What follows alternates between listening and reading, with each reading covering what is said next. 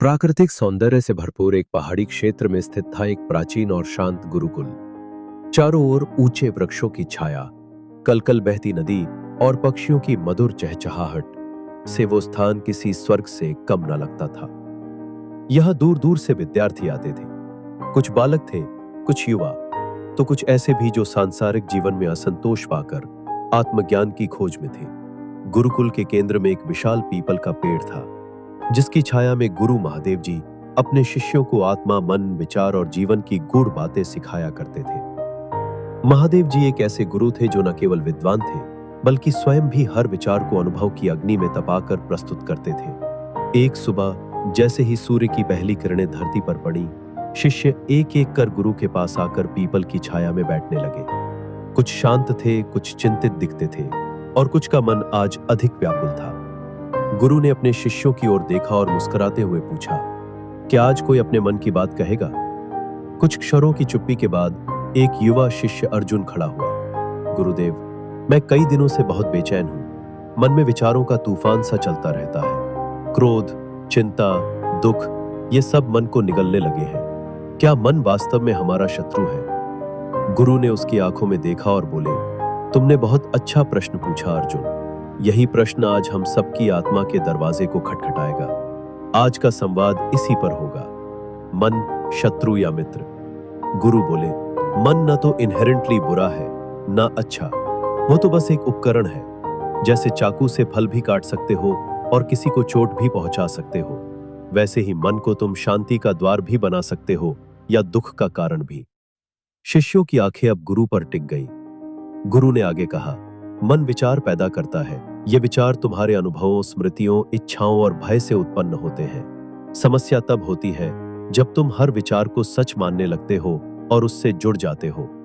क्या हम विचारों को रोक सकते हैं? किसी ने पूछा। गुरु ने गहरी सांस ली और बोले, नहीं, विचारों को रोकना उतना ही असंभव है जितना सांसों को रोकना।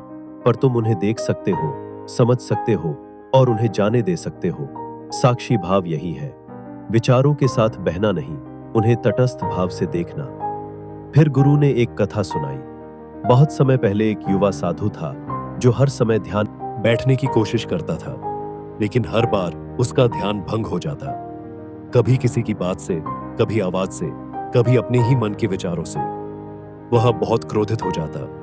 एक दिन उसने सोचा कि वह ध्यान के लिए झील के बीच नाव में जाकर बैठेगा। पहले 2 दिन बहुत अच्छे बीते, पर तीसरे दिन एक नाव उसके नाव से टकरा गई। वह क्रोध में भरकर उठा और गालियां देने ही वाला था कि देखा, वह नाव खाली थी, हवा में बहकर टकराई थी। शिष्य मुस्कुराने लगे। गुरु बोले, उस दिन साधु ने जाना कि क्रोध उसके भीतर था, कारण नहीं। घटना केवल ट्रिगर थी, असली प्रतिक्रिया उसके अपने भीतर थी। जब हम किसी पर क्रोधित होते हैं तो वह व्यक्ति तो बस एक माध्यम होता है। असली क्रोध हमारा अपना होता है, हमारे ही भीतर से उपजा हुआ। गुरु बोले, हर दिन हमारे मन में लगभग 60,000 विचार आते हैं। इनमें से अधिकतर, लगभग 90% नकारात्मक होते हैं। क्यों? क्योंकि हमारे मन ने आदिकाल से नकारात्मकता से हमें बचाया है। खतरे, जानवर, अकाल, हमारे पूर्वज सतर्क थे, इसीलिए जीवित बचे। पर आज का समय बदल चुका है। अब खतरे जंगल से नहीं, विचारों से है। अब हमें मन की चेतना को जागृत करना होगा, क्योंकि वही हमें दुख से मुक्त कर सकती है। गुरु ने 2 शिष्यों की कहानी सुनाई। एक शिष्य राघव अपने छोटे से घर में भी प्रसन्न रहता था। मुझे सिर ढकने को छत मिली, यह बहुत है। दूसरा शिष्य विनीत दुखी था। मेरा घर बड़ा क्यों नहीं, मैं छोटा क्यों हूं? परिस्थिति दोनों की एक थी, फिर एक खुश और एक दुखी क्यों? शिष्य उत्तर देने लगे, सोच का अंतर गुरुदेव। गुरु मुस्कुराए, यही तो मैं कहता हूं। दुनिया वैसी नहीं जैसी वो है, दुनिया वैसी है जैसी तुम उसे देखते हो। अब अर्जुन ने फिर पूछा, गुरुदेव, विचार और सोच में क्या अंतर है? गुरु बोले, विचार आना स्वाभाविक है, लेकिन जब तुम उस विचार को पकड़कर बार बार दोहराते हो, विश्लेषण करते हो, कल्पनाएं बुनते हो, तब वो सोच बन जाता है। विचार एक बीज है, पर सोच वो प्रक्रिया है जिससे तुम उसे वृक्ष बना देते हो, कभी कांटेदार तो कभी फलदायक। तुम्हें विचारों को रोकना नहीं है, बस उन्हें पहचानना है और जो व्यर्थ है उन्हें जाने देना है। गुरु बोले, अब सोचो, तुम्हारे जीवन के सबसे सुंदर पल कौन से थे?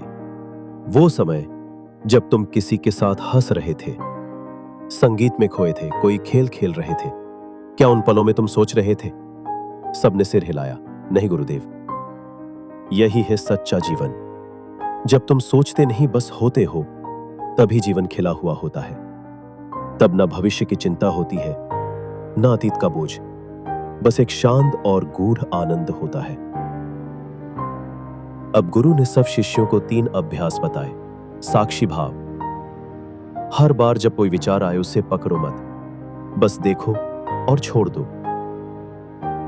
ध्यान का अभ्यास, दिन में 10 मिनट आंखें बंद करो और केवल श्वास पर ध्यान दो।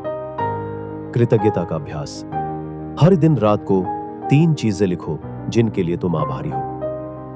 ये 3 अभ्यास तुम्हारे मन को तुम्हारा मित्र बना देंगे। समय बीतता गया। शिष्यों ने गुरु के बताए अभ्यासों को अपनाया। धीरे धीरे उनके भीतर बदलाव आने लगा। अर्जुन, जो पहले बहुत चिंतित और क्रोधित रहता था, अब शांत और गंभीर हो गया। राघव और विनीत अब एक दूसरे की मदद करने लगे। पूरा गुरुकुल जैसे एक नई ऊर्जा से भर गया था। गुरुजी ने एक दिन सबको बुलाकर कहा, मन को मारना नहीं है, मन को साधना है। तुम सबने यह सीख लिया, अब जाओ और संसार में इसका प्रसार करो। अंतिम संदेश, गुरु का अंतिम संदेश सबके मन में अंकित हो गया। सोचो नहीं, जियो। दुख से मत लड़ो, उसे समझो। विचार मत बनो, विचारों के साक्षी बनो, और तब देखो तुम्हारा मन तुम्हारा सबसे प्रिय मित्र बन जाएगा।